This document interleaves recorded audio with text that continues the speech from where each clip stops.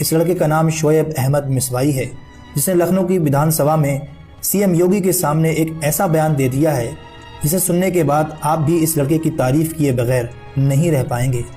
आपको वो पूरा वीडियो दिखाएंगे। एक मुसलमान के लिए जब अपने देश की बात आती है, उसके वतन से मोहब्बत की बात आती है, तो वो किस तरह से सीएम योगी के सामने गरज पड़ता है। आप इस पूरी वीडियो में आगे देखिएगा और जितना हो सके इसको दूसरों तक भी शेयर कीजिए। I would like to call Shoaib Ahmed from Ayodhya. My name is Shoaib Ahmed. I am from Ambedkar Nagar.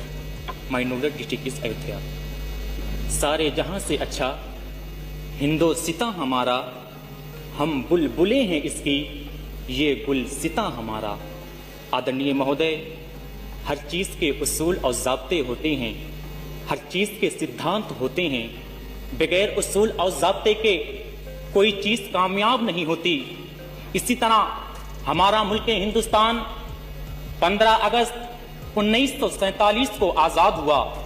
उसके बाद इसको एक ऐसे कानून की आवश्यकता प्राप्त हुई जो हमको ये बता सके कि जिंदगी गुजारने का तरीका क्या है, हमारा जीवन शैली क्या है, हमारे फंडामेंटल राइट्स क्या हैं।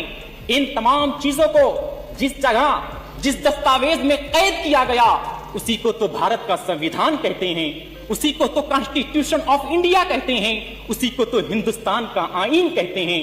आदरणीय महोदय, भारत जो कि दुनिया की सबसे बड़ी डाइवर्सिटी है, जहां पर बहुत सारे मजहब पाए जाते हैं, जहां पर बहुत सारे कल्चर पाए जाते हैं, जहां पर बहुत सारी जबानें पाई जाती हैं। अरे ये डाइवर्सिटी ही तो हिंदुस्तान की खूबसूरती बढ़ाता है, हिंदुस्तान को मजबूत करता है।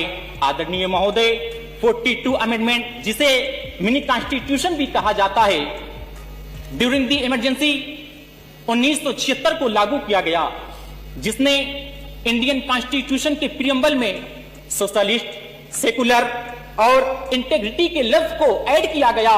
सोशलिस्ट का शब्द सामाजिक समानता का दर्श देता है और हमें बताता है कि भारत में जाति, धर्म, लिंग, इन तमाम चीजों की बिना पर उसके साथ भेदभाव नहीं किया जाएगा, उसके साथ भेदभाव नहीं किया जाएगा, सबके साथ बराबर का इंसाफ किया जाएगा। अरे अगर भारत को विकसित बनाना है तो सबका साथ सबका विकास करना होगा।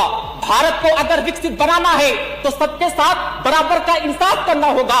अरे मुल्क हिंदुस्तान को अगर कामयाब बनाना है, मुल्क हिंदुस्तान को अगर तरक्की याफ्ता बनाना है, तो इंसाफ व अन्नास यानी लोगों के साथ बराबर का इंसाफ करना होगा।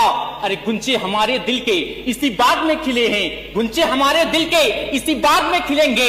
इस खाक से उठे हैं इसी खाक में जाएंगे, इस खाक से उठे हैं इसी खाक में जाएंगे।